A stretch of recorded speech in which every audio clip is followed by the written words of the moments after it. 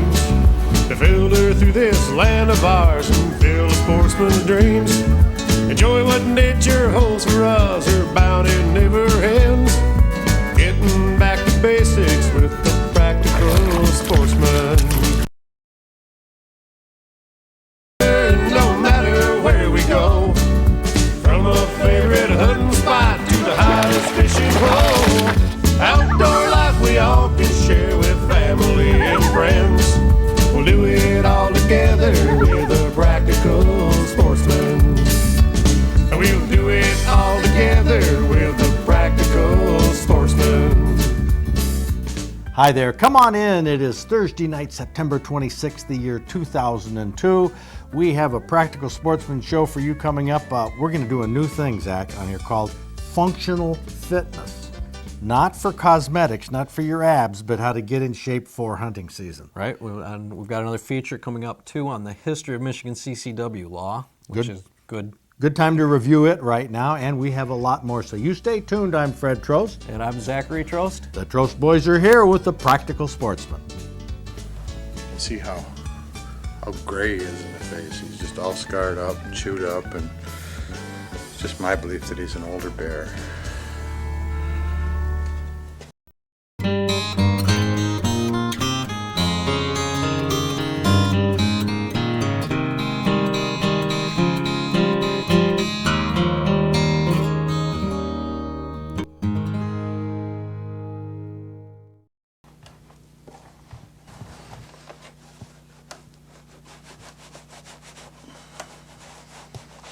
And this is a short-haired bear too. If he'd been killed in the spring, he would have had 4 or 5, 6-inch hair. He'd look even bigger than he actually is. So what was it, a fall bear? Fall bear, September, end of August, first part of September. You can see how gray he is in the face. He's just all scarred up and chewed up, and it's just my belief that he's an older bear.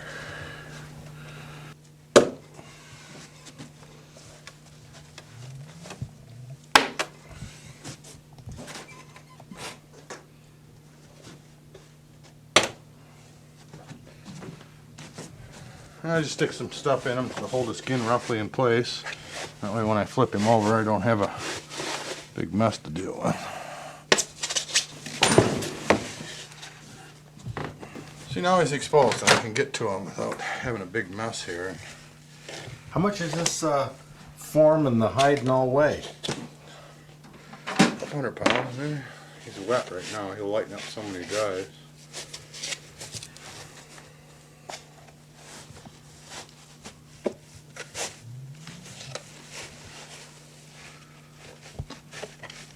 And the skin will tuck down in here. And what I want to do is I want to put some clay in the actual feet so that they help form to these fingers.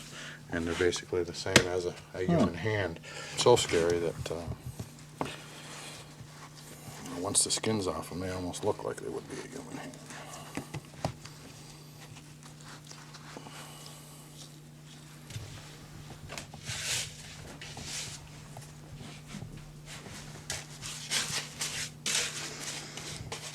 Now, for the most part, all I do is glue the back side, and then as I sew it up, if I've got enough glue on it, it'll work its way around the rest of it.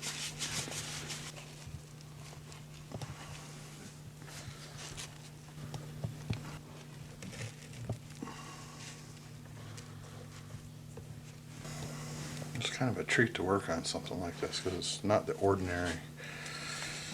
It's got all these light colored hairs in it. Manitoba is quite known well for the brown faces in their black bears. Something different.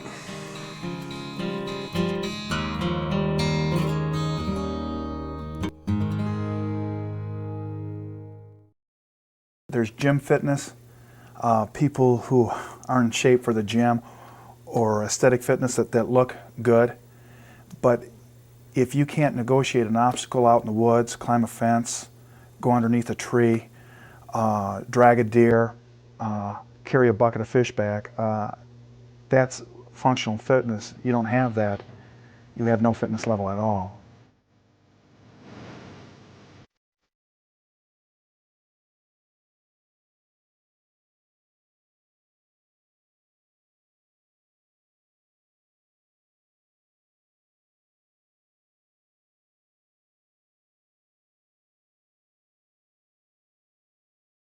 This is right here, 20 by 20 piece of plywood. It's womanized. We cut it and we tape the edge so we don't get any slivers in our feet or our hands. And basically, this is probably the most expensive part about it. It's a 2-inch cap. Okay, and what you're going to do, this is a wobble board. You're just going to put it in the center of this. You're going to set it down. Okay, and this will be almost what it's like on a tree stand. Okay, and you can practice using your bow on this. Try to stay balanced using the bow. And you also can do something like this, where you're sitting in a tree stand and you're standing up, then drawing your bow. Okay? And you draw your bow with something like these rubber bands. Well, you could use your bow, though. You could use a bow. Exactly. And it would be wise to use the bow and set up a target practice where you'd sit down, get up, and try to aim that bow while moving your feet around a little bit to throw you off balance. Or just try to keep it balanced. See what I'm saying? Mm-hmm. That right there can definitely help improve your accuracy. Give you some idea what it's like to be up in that stand.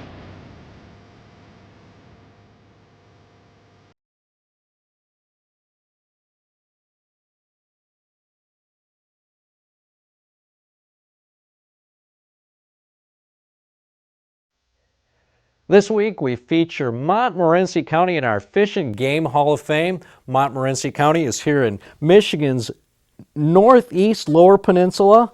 You might recognize Montmorency County because it's Pigeon River country, and it's also famous for Michigan's elk herd.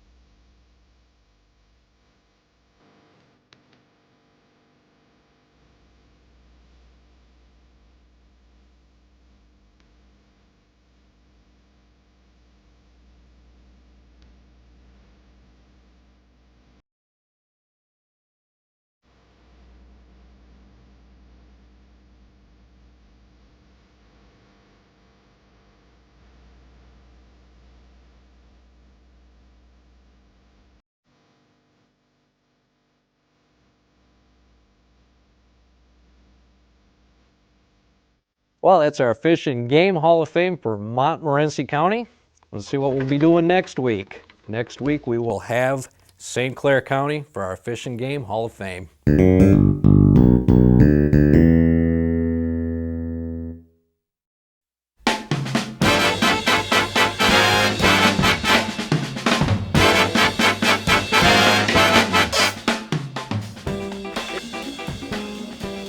Now, Lake Mitchell up in Wexford County, just to the west of Pilgrim's Village. Jack Powell from Cadillac was spearing. He got a 9.5-pound bowfin. That's a big booger. Yeah, it is. It was really big. It came in the night before, just before dark, and I couldn't identify it. And my wife was with me at the time, and I was going on and on how big this fish was, but I didn't know what it was. And the next day I was out there by myself, and it came in, and I speared him, and I made a good shot right behind his head. And they're a powerful fish. And he's got the spear in him, and he's doing laps around the hole. And then I finally got him up and out, and we were right there by the state park on the Mitchell side. Well, that's something else. So that really gave you a tussle. Oh, yeah, it did. How'd it taste? Well, Steve's wife has a special recipe. Seriously? Yeah, and so I left the fish with Steve. Well, that's good. Yeah. I'll have to ask Steve and Sue about that. Right, I didn't want it to go to waste. Well, very good. Well, Jack Powell from Cadillac, good story. Thank you. Yeah, congratulations. Oh, you have one too? Oh, well, cool.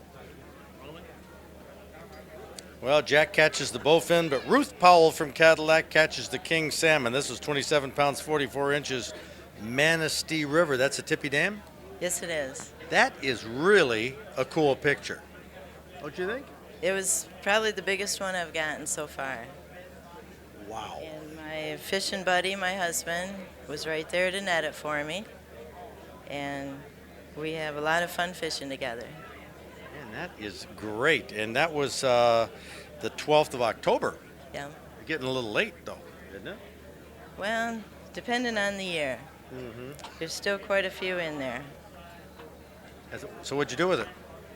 We brought it to Pilgrim Village for the official weight, and then we ate it. How was it? Delicious. Really? Even when it's up and it's dark like that? Yep. Well, good, Ruthie. Excellent catch and a great photograph. Way to go.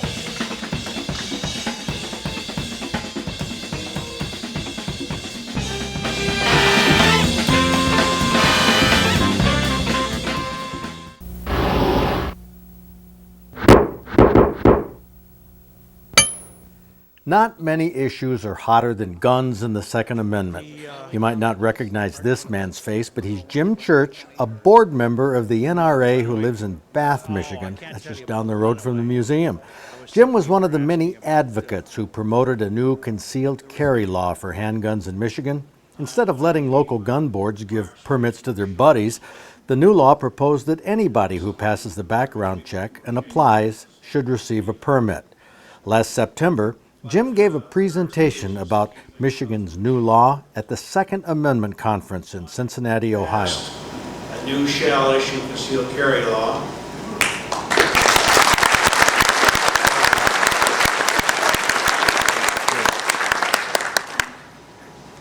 Maybe your applause is a little premature because we do have some problems on the horizon. The bill came together after 6 years' work in 3 different legislatures.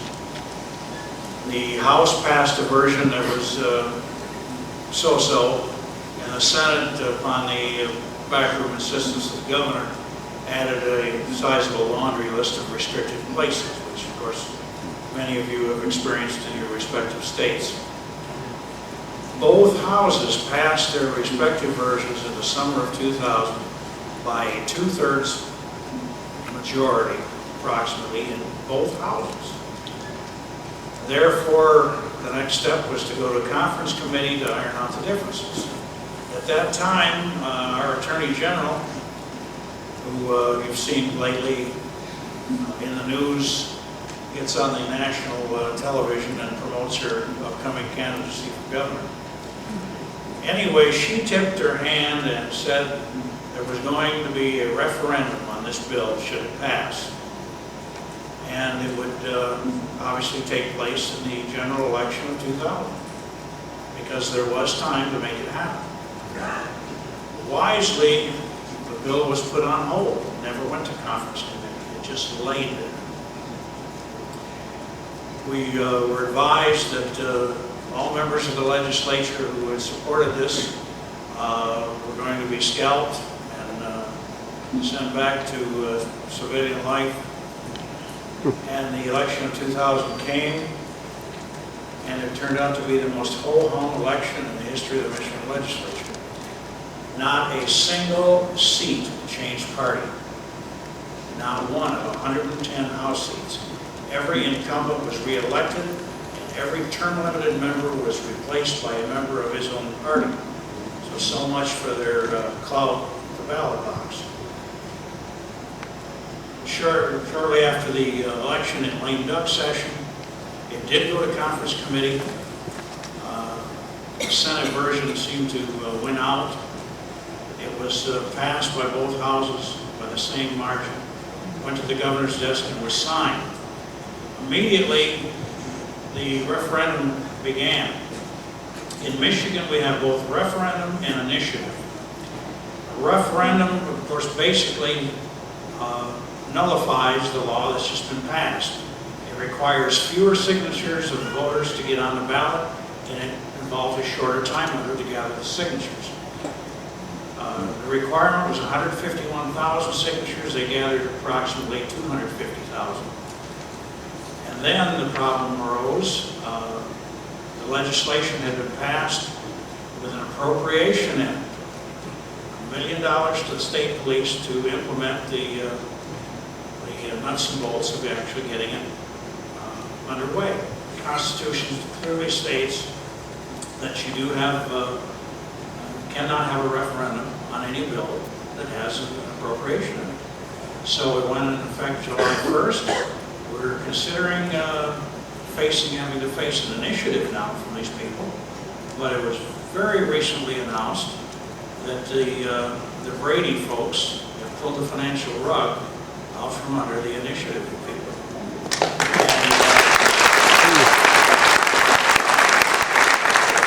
So it would appear that barring something unforeseen, we are going to continue with our mediocre bill, which is kind of a hit on the Second Amendment, but it's a huge victory for the equal protection of the 14th Amendment.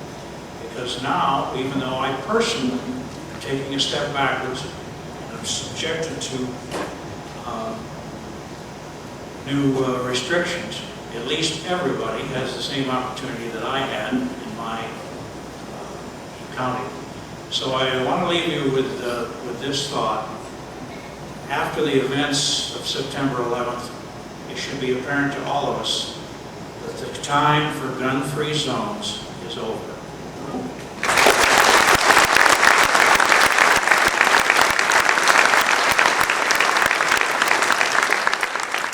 Michigan's new law didn't cause any rise in violence or abuse of handguns, and the question now is, would America be better able to defend itself against terrorists if some Americans did have guns in those places where terrorists are likely to attack?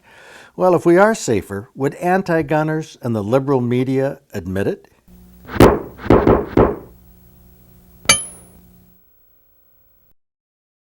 Another Practical Sportsman show draws to a close, almost. We still have a little bit more.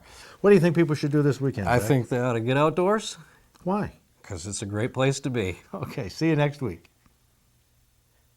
I made chili last night to bring in to have at the office. And my wife told me when I left, don't spill the chili. I didn't know I'm not gonna. Okay? You know where I'm going with this? Yes, I do. I want to show you something. Huh? That's nice. Now, do you want to see the rest? Okay, come on. Let's go, Mary. Let's go out and see the chili.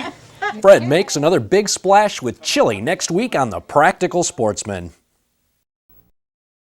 See the chili. Okay.